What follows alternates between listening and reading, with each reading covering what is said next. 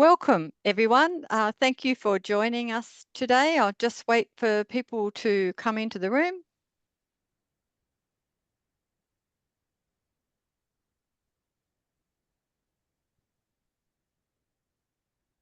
And the numbers are clicking on and clicking up fantastically.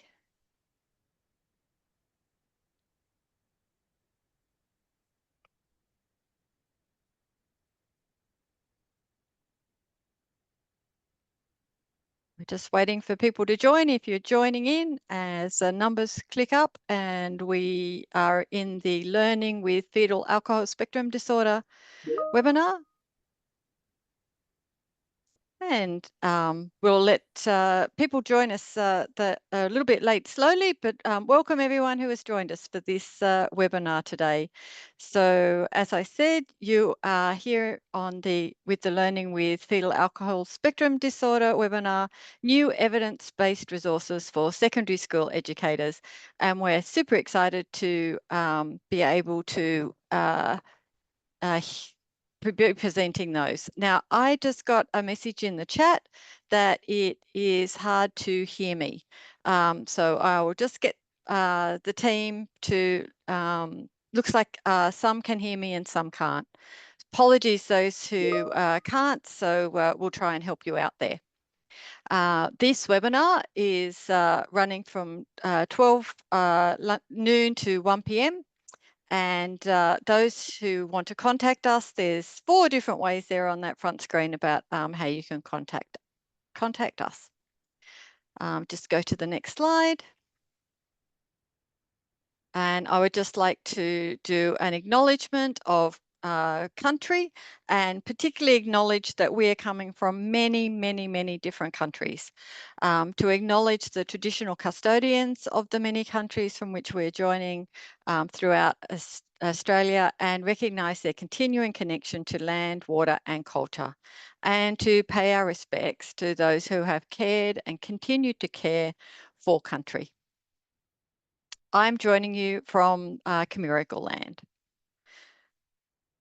A reminder that this is listen only mode. That means we cannot hear you, but we can actually see comments in the chat, and we'll also be able to see comments in the Q&A.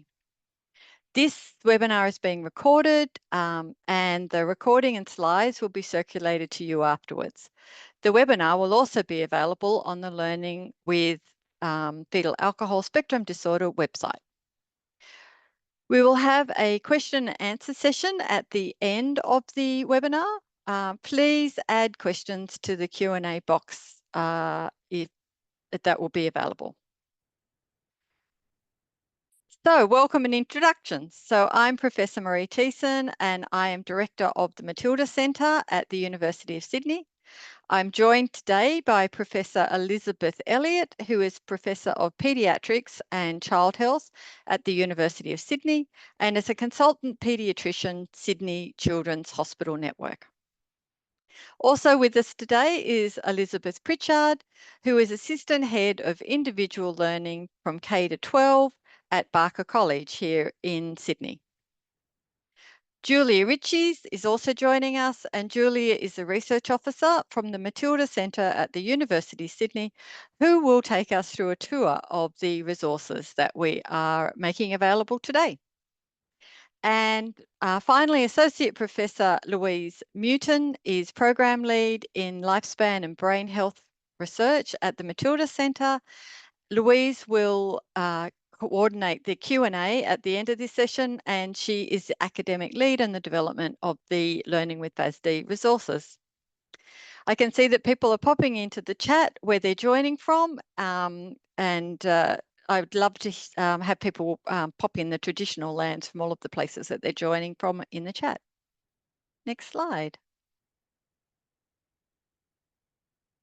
So the webinar today has 3 sections. In the first section, we'll provide an overview of fetal alcohol spectrum disorder in adolescents, the focus of the resources that we'll be going through today. Secondly, we will provide overview of fetal alcohol spectrum disorder in a school context. And finally, the the new resources that have been developed in collaboration, I'm sure, with many people online here. And thank you so much for the partnership and contribution of everyone online who has supported the development of the new resources. Those new resources are for secondary school teaching and support staff. The Matilda Centre is incredibly lucky and grateful to collaborate and partner with secondary schools and secondary school teachers and experts and their support staff across the country. So I just wanted to, before I hand over to the first speaker, say a very big thank you for that incredibly important and almost unique partnership. So next slide. First up, we have Professor Elizabeth Elliott, who will be presenting on fetal alcohol spectrum disorder in adolescents. Thank you so much, Elizabeth, and I'm handing over to you now. Thanks very much, Marie, and welcome everyone. I'm just going to give you a very brief overview of fetal alcohol spectrum disorder because as teachers, you will see a child sometime in your career with this disorder, even if they haven't received a final diagnosis, or you may see parents who also have the disorder. So what is fetal alcohol spectrum disorder? Well, it's a condition that is a diagnostic term that we use as clinicians to describe the range of neurodevelopmental, physical, psychological, and behavioural impairments that are caused by prenatal alcohol exposure. Alcohol, when it's drunk by a pregnant woman, readily crosses the placenta and it is toxic to the developing brain and nervous systems. So what we're seeing in fetal alcohol spectrum disorder is the functional disorder that results from that brain injury. Now, despite the fact that we have national Australian guidelines that recommend that women who are trying to get pregnant or who are pregnant avoid using alcohol, women tell us that about 50 to 70% of them actually use alcohol in pregnancy. Now, this is not because they want to harm their unborn child. In fact, many of them don't realise that alcohol does cross the placenta and may harm the developing fetus and embryo. But what we do know in Australia is that about 50% of pregnancies are unplanned. And so with a binge drinking culture that we have in young people in Australia, quite often there's inadvertent harm done when people are drinking before they realise that they're pregnant.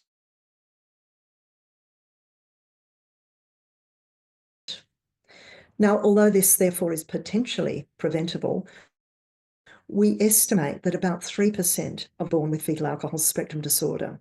And it's important to recognise that this has an impact across the lifespan, so that in a young baby we might see low birth weight or prematurity. We might see birth defects. In a younger child we might see motor and language problems. As a child progresses through school, they may have learning and developmental problems, behavioural problems, ADHD, conduct disorder. And then as they progress through secondary school, they develop more complex problems, problems with executive functioning, problems with social skills and adaptive or independent functioning, problems with mental health, substance use, and of course, problems with academic failure, which often results in school dropout. So adolescence is a critical time, if I could have the next slide, please, for brain development. It's a time when children have increasing stresses, increasing requirements to perform at school, increasing expectations of good behaviour, increasing expectations of independence. And what we find is that children with fetal alcohol spectrum disorder often start to fail in early high school because they just can't meet those expectations. As I said, this may result in school dropout. It may result in conduct disorders. It may result in them getting involved in petty crime. They may become bullies or, in fact, be bullied themselves. And they may have problems dealing with issues such as sexual identity, mental health problems, and they may experiment with drugs and alcohol. Next slide, please. We know when we follow young children with fetal alcohol spectrum disorder into adolescence and young adulthood that they have a higher risk of disrupted education. They have a higher risk than the general population of a range of mental health disorders. They have a higher risk, therefore, of contact with the justice system. Often they can't determine the difference between right and wrong. They don't learn from their mistakes, and they are easily led. And there's also higher rates of harmful substance use. In one study that followed children into adolescence, they found that less than 10% of young people living with fetal alcohol spectrum disorder can work and live independently, and thus they will need ongoing support throughout life. So as secondary school teachers and support staff, you can play a very important role in addressing the needs of children with fetal alcohol spectrum disorder, their academic and behavioural concerns, and provide them with the supports that they need. Now, we don't expect you to make a diagnosis, but we hope that the resources that we will provide will help you understand what constitutes a diagnosis, what to expect from a child with fetal alcohol spectrum disorder, and how you might be able to respond. For example, it's really important that if you identify someone with learning behavioural difficulties, you connect those adolescents and their families to school counsellors, to allied health and mental health services, and to paediatric services for assessment. And one of the things that we're working hard on in Australia is getting more clinicians who are au fait with this diagnosis and able to assess for it in adolescents and young adults. Thank you.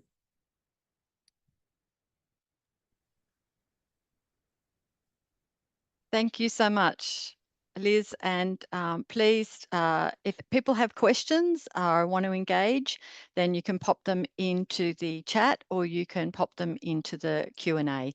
And as I said at the end, all of the speakers will still be here and you can ask questions, and we'll try to have some of those answered then as well.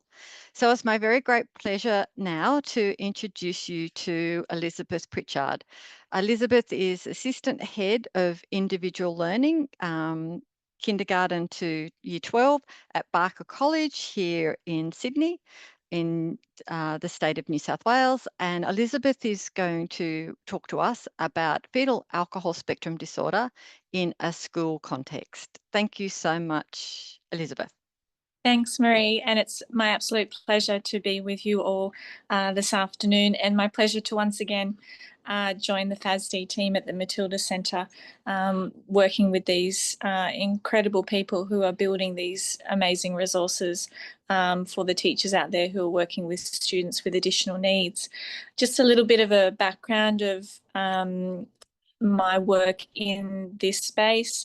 I completed a Bachelor of Special Education at the University of Technology in the early 2000s, and I have since gone on to work in the space of additional and individualised needs and learning enrichment for the last 22 years in a variety of settings with the Department of Education.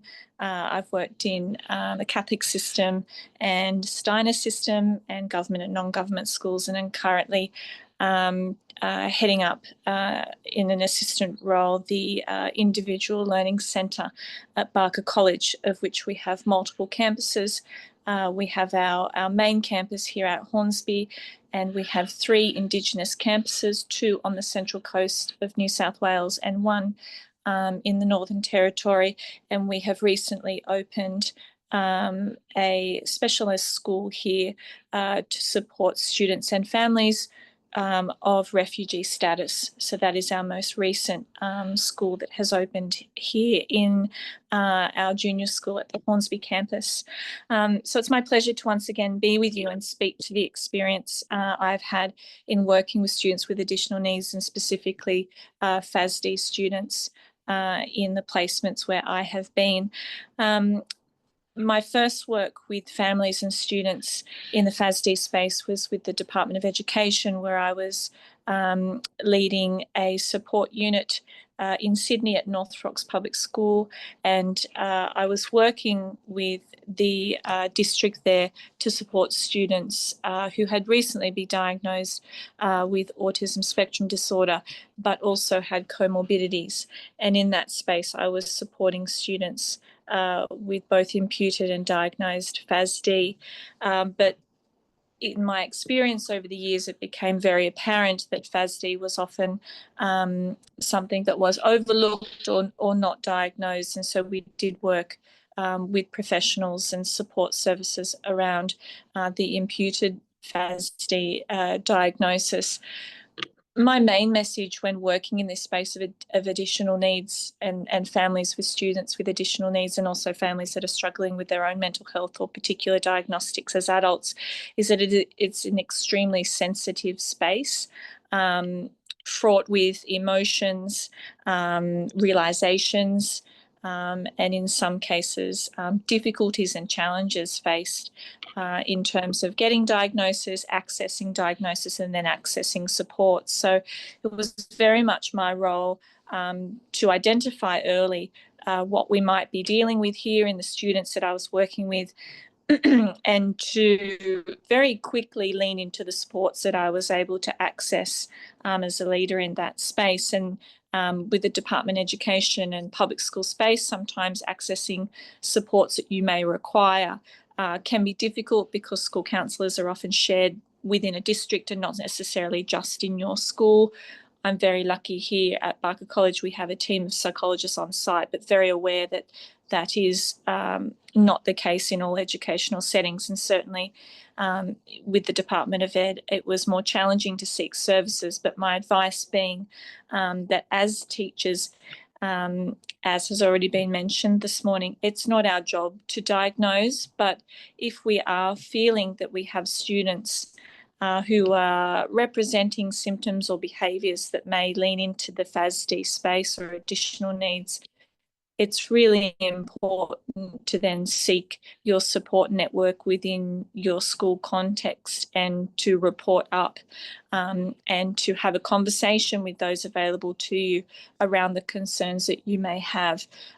Because starting that conversation is so crucial in terms of then giving that wraparound care to the families, because once I started these conversations around supports that may be required, or investigative work and diagnostic work, or medical interventions, psych support, OT, speech, all these things, once I started these conversations gently and respectfully, without judgment, what I did tend to find is that that opened up an avenue then for the family to express their concerns, which in some cases were often long-term concerns that they had for their child, and in some cases for themselves.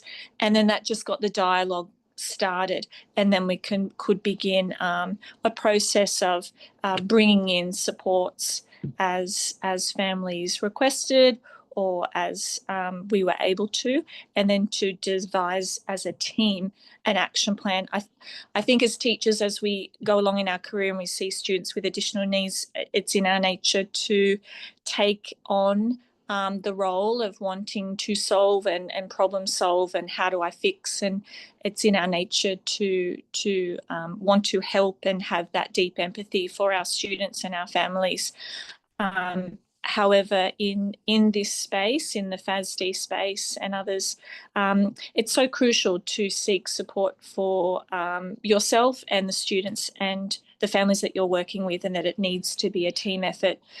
So my best piece of advice there is, if you do feel like there are concerns there, or potential diagnostics to be made, or interventions that are required, to seek your team within your school context, and seek supports as soon as you can, so that you can investigate what's happening there. Over time, and in my meetings with families, it's often been well received to begin and open up that conversation and dialogue, and then bring in the supports as necessary. Also keeping in mind socioeconomic status and the support services available for people of all backgrounds, all cultures, and all needs. But certainly leaning into your support services as much as you can. In recent times, we've had the FASD team build these amazing resources. So I've been sharing these in the different contexts that I've been working in. It was lovely being on the team initially when we were building these resources and to offer advice there. And the big item for us in building the resources was that they were easy to access and easy to use. Teachers are so busy, their day is so jam-packed. We don't have a lot of time to decipher a lot of different websites and texts and things. So my advice to the team was to keep things simple and pleasant and easy to use and access. So if you go on to the FASD websites, you will see these amazing resources that have been developed, which are a quick click, step-by-step dot points.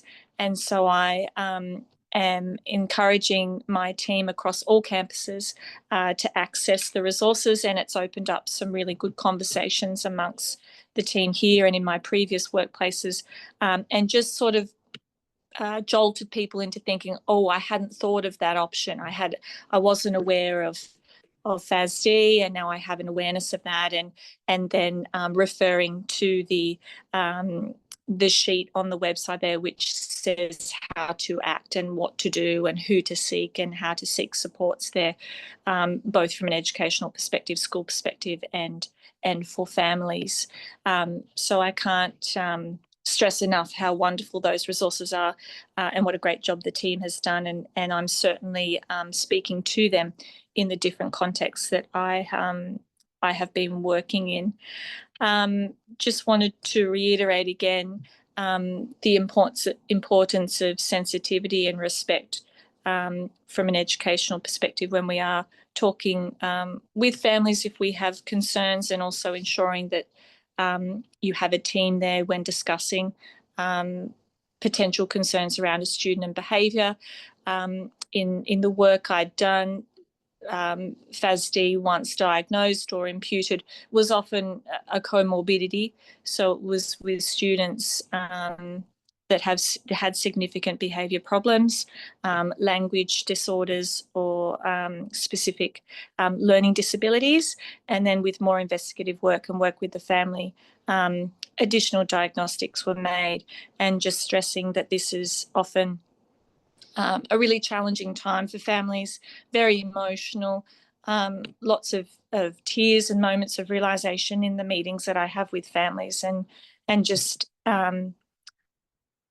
it's a very sensitive and emotional space, and important to have as classroom teachers support for not just family and students in that space, but also for yourself, and to have counsellors and different teams around to support in those conversations, because once again, as teachers, it's not our job to diagnose, but to bring in the supports that can help those families. I'm just conscious of time, and I hope I've met the brief and said enough there, Marie, for you and the team, but happy to field questions and speak through the seminar. So thank you. Thank you so much, Liz. Thank you very much for that presentation, and also for the partnership and the contribution that you have given us in developing these resources. And as I said, many students and many teachers have been involved in the development of them, but very much appreciate that partnership. So thank you very much, Elizabeth. Thank you. And next we have new evidence-based resources for secondary school teaching and support staff, where we will have Julia Ritchie's present to you the resources that are available. Now, please, the Q&A is there, so pop in any questions. This is a great way for us to learn about what resonates, and also for us to share with you the resources that have been built in this area. So I'm very pleased now to introduce Julia to take you through the resources. Thank you so much, Julia. Thanks so much, Marie. And thank you to Liz Elliott and Liz Pritchard for that really wonderful background information and providing a bit of context as to why we're doing what we're doing. So before getting into the development process in a bit of detail, I just want to acknowledge the research team and all our wonderful members, as well as key stakeholders that have been involved in the project. And importantly, I want to acknowledge that Learning with FASD received funding from the Australian Government Department of Health and Aged Care, and to thank them for their contribution towards this project. So the first iteration of Learning with FASD launched in March 2022, and at the time it focused on resources for the primary education sector. And this is because the earlier a child with FASD receives a diagnosis and appropriate supports are put in place, the lower the risk of some of those secondary difficulties. So the primary website was focused around 3 topics, which you can see on the screen. So they were understanding FASD, classroom strategies, and family engagement. So while this is aimed at primary school students and staff, these resources still have really useful information for secondary school teaching and support staff, and you can still find them on our website there under the primary section now. So in 2024, the Department of Health and Aged Care awarded the Matilda Centre some additional funding to create resources specifically for the secondary education sector. So I'm just going to quickly describe the phases of the secondary expansion. So at the start of last year, we engaged in a big research planning and consultation phase before moving into phase 2, which is where we tried to really work on the collaborative development and focus testing of the new resources. And now we're in phase 3, which is the dissemination, promotion, and evaluation stage of the project. So in phase 1, to give you a little bit more information, we conducted a scoping review of existing resources that provide educators with knowledge and skills pertaining to FASD, with a particular focus on resources for secondary school educators. So we looked at grey and peer-reviewed literature. So grey literature in this case was FASD organisation websites, government websites, Google app stores, streaming services, pretty much anything you can think of. And we also looked at 9 peer-reviewed databases. So our team looked at almost 4,000 resources, and of these, we found 138 that were relevant for the secondary education sector. And we also did consultations with secondary school staff, FASD or education experts, and parents and caregivers of young people with FASD. So the goal of this phase of consultations were to seek feedback on the currently available resources and identify if there were any gaps in the available suite of resources. We wanted to also identify the needs of secondary school staff, particularly key barriers they were experiencing in terms of obtaining information about FASD. And finally, we wanted to identify priority areas for resource development. So the scoping review revealed a really critical need for short format, high quality evidence-based resources. So many of the good quality resources that exist are really long guides that are 50+ pages that just aren't suitable for time-poor teachers. And the review also found that very few resources existed that actually focused on secondary school age children with FASD specifically. And this is really important because adolescents are going to face different challenges than primary school age children. So it's important that teachers have information and resources that are specific to this age group. So 2 cross-cutting themes actually came out from all of the consulted groups, and these are those light blue bubbles you can see on the screen. So these were a need for resources that assist educators to understand the impact of FASD on learning and behaviour. And also teachers, all groups highlighted the importance of practical teaching strategies to support learning behaviour and development. When we spoke to experts, so their response is the green circle you can see, the experts really highlighted the need for resources that included information on specific challenges and strategies and supports that would be useful to support young people with FASD. So the experts actually flagged a few specific topics. So one of these was transitions. So whether that be transitioning from primary to secondary education, transitions during the day at secondary school, or even moving out of secondary school into vocational education or the community. And the experts also highlighted the need for information and strategies to support the mental health of young people with FASD. From our consultations with the educators, they revealed that in addition to wanting information on practical teaching and learning strategies, they were really seeking information on how to best support social and emotional development, and further information on modifications or adjustments that could be made to the classroom environment to support students with FASD. Finally, our consultations with parents and caregivers of young people revealed the importance of working effectively with families and other support. So that might be occupational therapists, speech pathologists, that this was really crucial to support a cohesive learning strategy. So the phase 2 of the development was a collaborative process where it was a multi-stage process. So to give you a little bit more detail, the resources were drafted within the internal research team in an iterative process. And once we were happy with the first draft of these resources, they were sent to expert consultants to review and provide feedback. So one of the groups we engaged as expert consultants were some representatives from the National Organisation of Fetal Alcohol Spectrum Disorder in Australia. So this is the peak body that supports people and families living with FASD in Australia. And while I'm here, I will say the No FASD website contains a wealth of information on FASD for all different kinds of professionals, for people going through the experience. So the website's nofasd.org.au, and I would really recommend that you visit them if you want some more information. They also run a helpline, so you can contact them, and the number is listed on their website. We also engaged with another expert consultant who is an experienced educator with particular knowledge and expertise of FASD in Australia, and who is also the author of a number of wonderful resources for educators.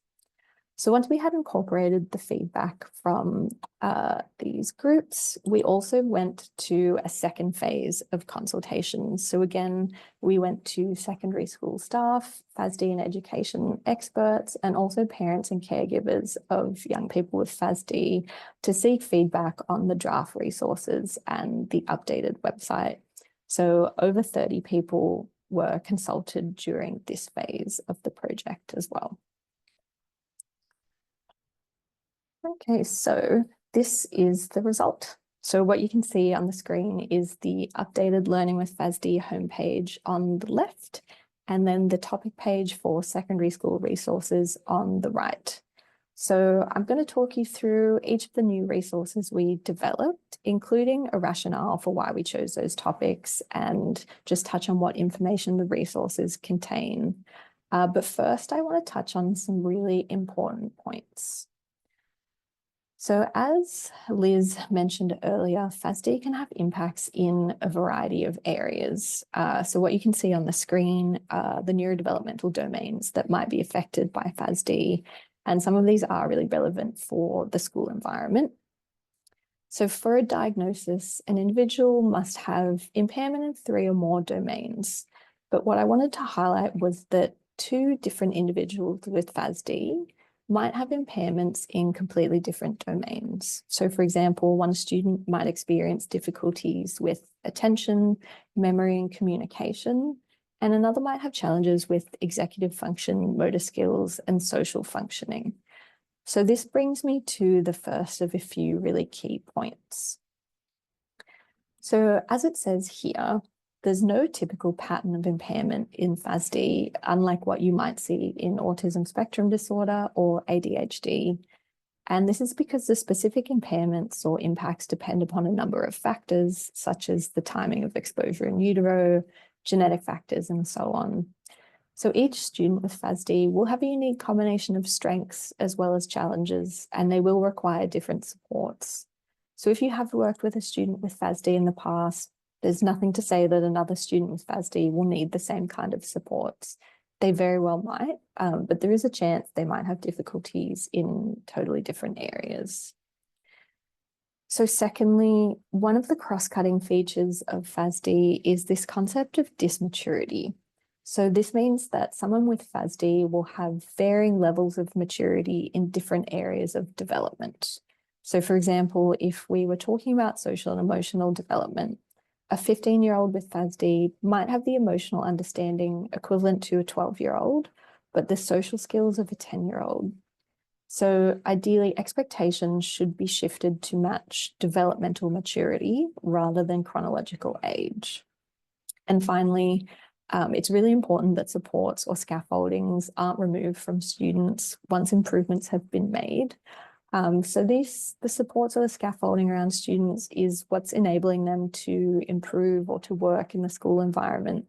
And if you remove these, students with FASD simply don't have the support they need to engage in the school environment.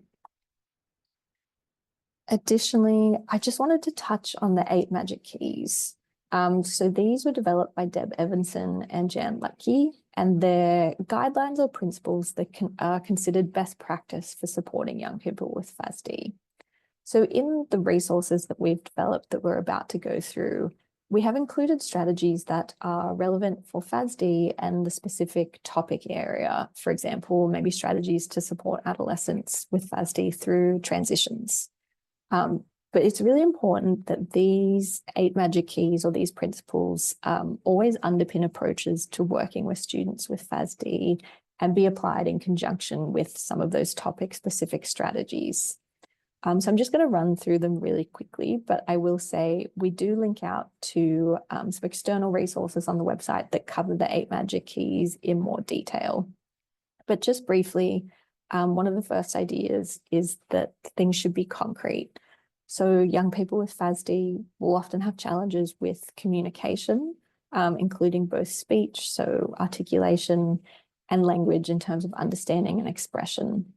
So it's really important that educators talk in concrete terms, don't use words with double meanings, idioms. So for example, instead of saying settle down or behave yourself, it might be more helpful to say, please stop talking.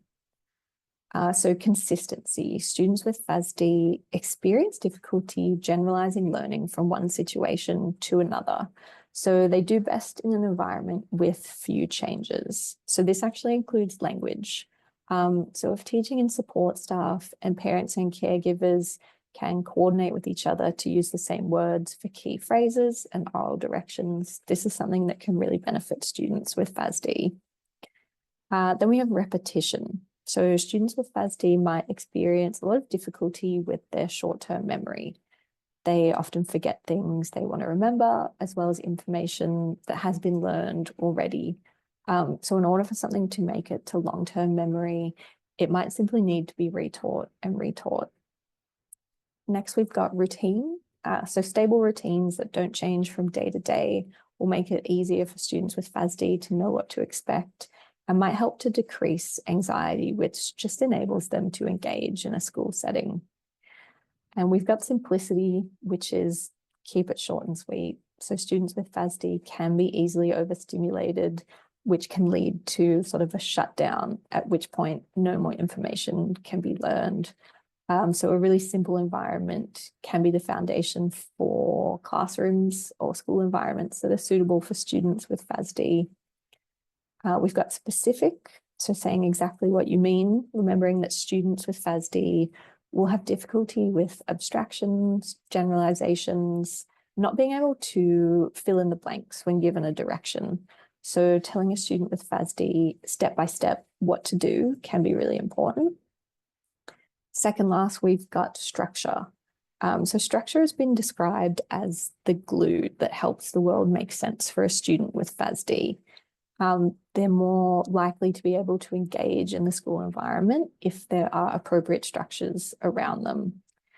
And last but not least is supervision. because of some of the cognitive challenges, students with FASD might need much more constant supervision, as with younger children, just to help them develop habit patterns of appropriate behaviour. So as I said, there is more detailed information on the 8 Magic Keys on the website. We link out to a short video series if you want to delve into that a little bit more.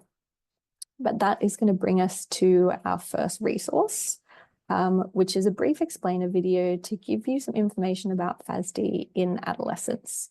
So we're just going to play it for you quickly now, but do pop in the chat if the sound isn't working or anything like that. Just let us know. Fetal Alcohol Spectrum Disorder, or FASD, is a lifelong disability caused by prenatal exposure to alcohol, which damages the brain and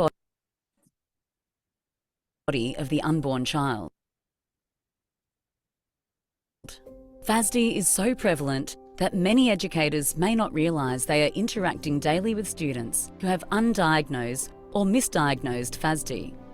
Those with FASD often experience ongoing challenges throughout life in multiple areas of functioning, including learning, memory, behaviour, and academic achievement.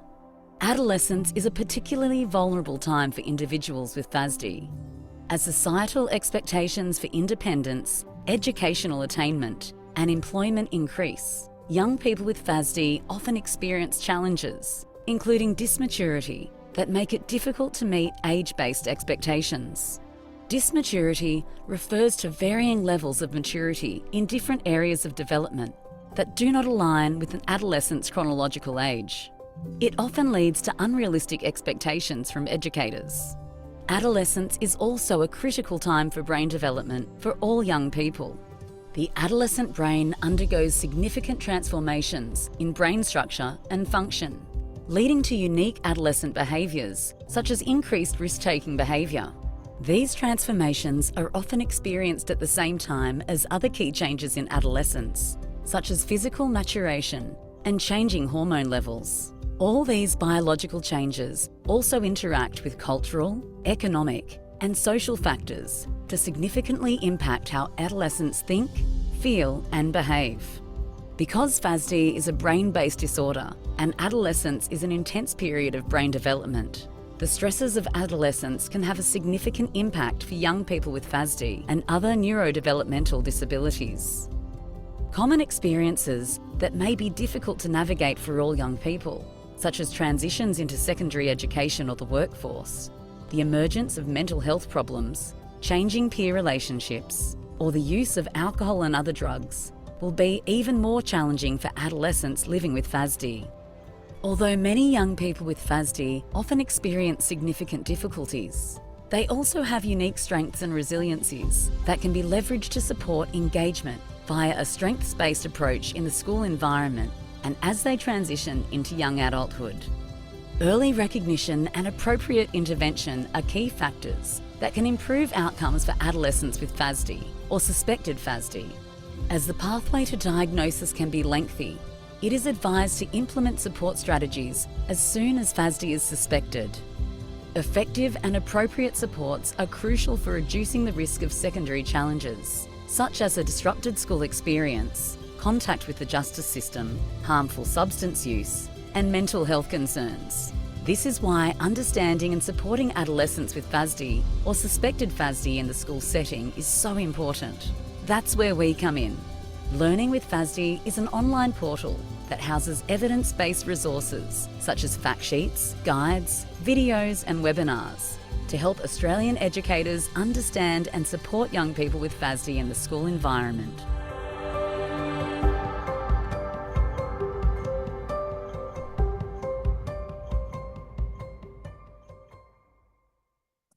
Wonderful. Thanks so much for that, Georgie. So we just wanted to give you an idea of that kind of introductory video and some of the information it might contain. And what I'm going to do now is just quickly run you through the other resources we've developed, and then we can move into the Q&A section. So the first one here we've got is a fact sheet on social and emotional development.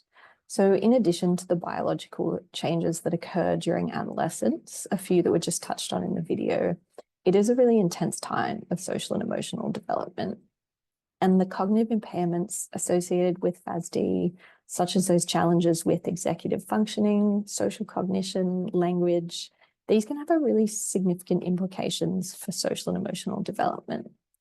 So this fact sheet highlights a framework developed by a really wonderful Canadian organisation called POP FASD, which is the provincial outreach program for FASD. So the framework has 7 steps, and it focuses on explicitly teaching social and emotional skills to adolescents with FASD using small student groups.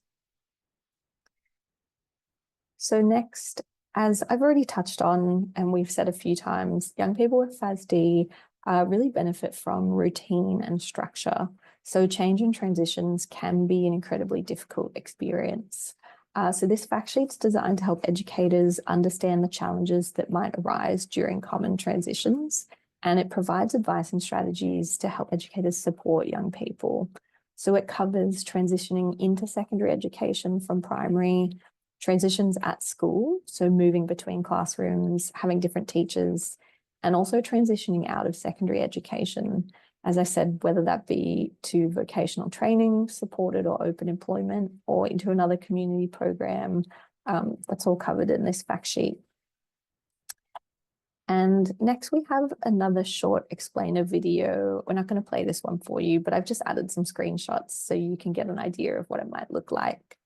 And this topic was selected because trauma is extremely common among young people with FASD. The estimates do vary, but some research says between 58 to 95% of young people with FASD will have experienced a traumatic event. And this is really important because the effects of trauma can compound with the effects of FASD. So it can amplify challenges, particularly in the school environment, where that can increase difficulty with things like attention, memory, emotional regulation. So it's just a short video to explain those relationships there. And we created a fact sheet on mental health. So as Liz Elliott flagged, this can be a concern for young people with FASD. But also adolescence for all young people is a key period for the emergence of mental health concerns. And as with trauma, a really high proportion of people with FASD experience mental health challenges over their lifetime. So adolescents with FASD are significantly more likely to experience a number of different mental health concerns compared to their peers. And on top of this, they do often have a disrupted educational experience, low rates of engagement. So reducing the additional or compounding effects of mental health challenges can be incredibly important for young people with FASD. So only 2 more resources left to talk you through.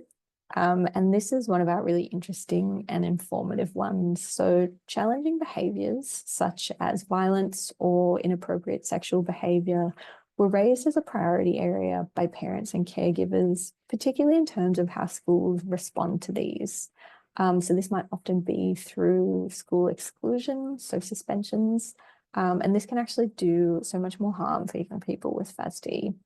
So this resource is actually a short podcast episode in which we spoke to Christine Brooks, who is the Vice Chair of the board at No FASD, a former primary school teacher and a carer to a young person with FASD. And we spoke about some of the challenging behaviours that arose in her experience and what schools did that was helpful and supportive in these situations.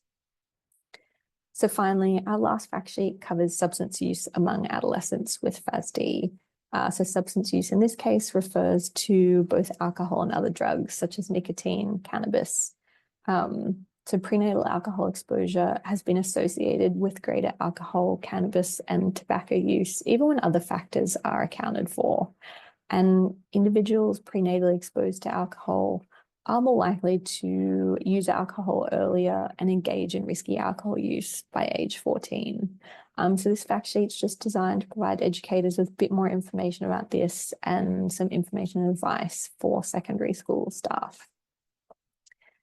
So those were all the resources that we developed for the expansion. We do have a selection of externally developed resources that were identified and evaluated as part of the scoping review that are housed on the Learning with FASD website.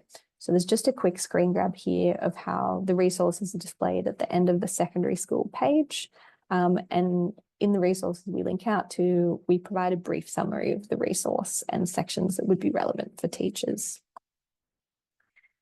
So I'm zooming through because I'm mindful that we would need some time for questions. So I'll just quickly touch on our dissemination activities.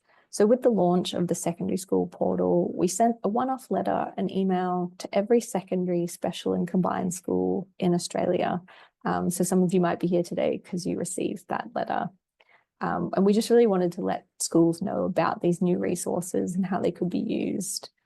We also regularly post on our social media accounts, and as we are today, we aim to run webinars on a variety of topics that will be relevant for educators. So for example, we have previous webinars on the referral, assessment and diagnostic process for FASD, or one focusing on classroom strategies, and you can find these all on the Learning with FASD website. We also send out regular e-newsletters, so these contain information about new resources, the latest research, and they often highlight content exploring the lived experience of people with FASD. So if you would like to subscribe, there is a button at the bottom of the website homepage. And finally, I'm just really excited to share with you some preliminary data from the site evaluation survey that we're currently running. So the team is running an evaluation of the website with secondary school staff because we want to understand what works for educators, what's useful, and how we can possibly improve. So we've actually just reopened recruitment for the evaluation. So if you do visit the website, there'll be a little pop-up that opens and you can click that. Will take you to an expression of interest form. But so far we've had 64 people complete the baseline, and we've got participants from almost every state and territory except the ACT. So if you are joining us from the ACT, I would love to get your thoughts. And we have participants from metropolitan, regional and remote areas. So the majority are classroom teachers, but we are seeking feedback from a variety of roles. And basically we're seeing some really positive feedback on the new website so far. As you can see on the next slide, we've got 97% thought the website was useful, 94% had a positive experience browsing Learning with FASD, which is really helpful to indicate that secondary school staff are satisfied with the new website. And really encouragingly, over 90% of school staff indicated they would use the website and recommend it to a colleague. So it's really grateful for us to see such positive feedback already. So I'm going to wrap up. Thank you so much for listening to this section. I'm going to hand over back to Marie and Louise Newton for the Q&A. Thanks so much, Marie. Thank you so much, Julia, and thank you to Elizabeth Elliott, Elizabeth Pritchard and Julia Richies for taking us through the information and the resources. And as Julia said, we really hope that these websites are useful.